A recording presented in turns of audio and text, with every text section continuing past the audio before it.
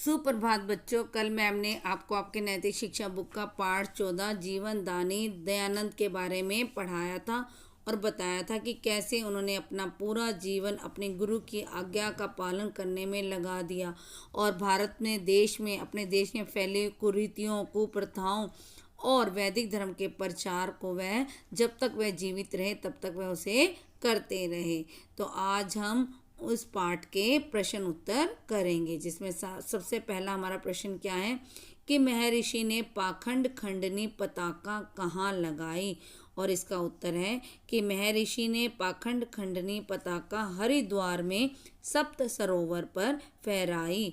अगला प्रश्न हमारा क्या है, पान में विष देने वाले के साथ स्वामी दयानंद जी ने कैसा व्यवहार करने को कहा।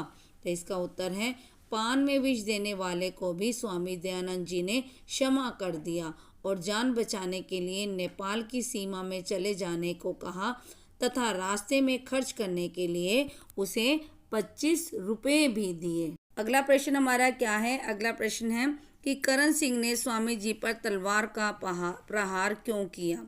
इसका उत्तर है करण सिंह चंक्राती संप्रदाय से था। स्वामी जी के खंडन से नाराज होकर उसने स्वामी जी पर तलवार से प्रहार किया। अगला प्रश्न हमारा है कि सत्यार्थ प्रकाश का प्रकाशन कब हुआ और इसका क्या प्रभाव पड़ा। इसका उत्तर है कि सत्यार्थ प्रकाश का प्रकाशन 1875 में हुआ। इस ग्रंथ ने देश में एक जबरदस्त विचार क्रांति भी पैदा की। अगला प्रश्न हमारा क्या है, प्रश्न नंबर 5, पंजाब में स्वामी दयानंद जी सबसे पहले कहाँ पहुँचे। और इसका उत्तर है पंजाब में स्वामी दयानंद जी सबसे पहले लाहौर पहुंचे। प्रश्न 6 कि सरदार विक्रम सिंह को महर्षि ने ब्रह्मचर्य की महत्ता किस प्रकार समझाई। और इसका उत्तर है कि सभा की समाप्ति पर जब सरदार साहब अपनी 4 घोड़ों वाली बग्गी पर जाने लगे तो स्वामी जी ने उन्हें बिना बताए ही पीछे से बग्गी को पकड़ लिया। जब कई चाबुक लगाने पर भी घोड़े आगे न बढ़ पाए तो उन्होंने पीछे देखा कि इससे न केवल उन्होंने देखा कि स्वामी जी ने उनकी बग्गी को पकड़ा हुआ है, इससे न केवल उन्हें अपितु वहाँ की सभी जनता को ब्रह्मचर्य के बल पर विश्वास हो गया। अगला प्रश्न हमारा क्या है कि गोरक्षा तथा आर्य भाषा की प्रतिष्ठा के लिए स्वामी जी ने क्या किया। तो इसका उत्तर है स्वामी जी ने कृषि प्रधान देश की खुशहाली एवं स्वास्थ्य के विचार से गोरक्षा आंदोलन को जन्म दिया। गो करुणानिधि पुस्तक इन्हीं दिनों ही लिखी गई। स्वामी जी गो हत्या बंद कराने के लिए महारानी विक्टोरिया को 1 करोड़ भारतीयों के हस्ताक्षर वाला आवेदन पत्र भी देना चाहते थे, लेकिन जो उनके असामयिक निधन के कारण ना हो सका।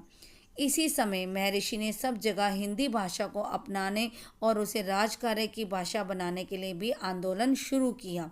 वे हिंदी को आर्य भाषा के नाम से भी पुकारते थे। अगला प्रश्न हमारा क्या है, अगला प्रश्न है कि स्वामी जी का देहावसान कब हुआ। देहावसान का अर्थ होता है कि उनकी मृत्यु कब हुई।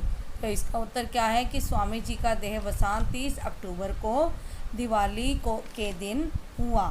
अगला प्रश्न हमारा क्या है कि स्वामी दयानंद जी द्वारा लिखित किन्हीं 3 ग्रंथों के नाम बताओ। कि स्वामी दयानंद जी ने जितने भी ग्रंथ लिखे थे उनमें से किन्हीं 3 ग्रंथों के नाम बताओ। तो सबसे पहला ग्रंथ कौन सा है, सत्यार्थ प्रकाश, दूसरा है गो करुणानिधि और तीसरा है ऋग्वेदादि भाष्य भूमिका। तो आज आप इन सब प्रश्न उत्तर को अपने अपनी नैतिक शिक्षा की नोटबुक में लिखेंगे भी और इसे याद भी करेंगे। धन्यवाद।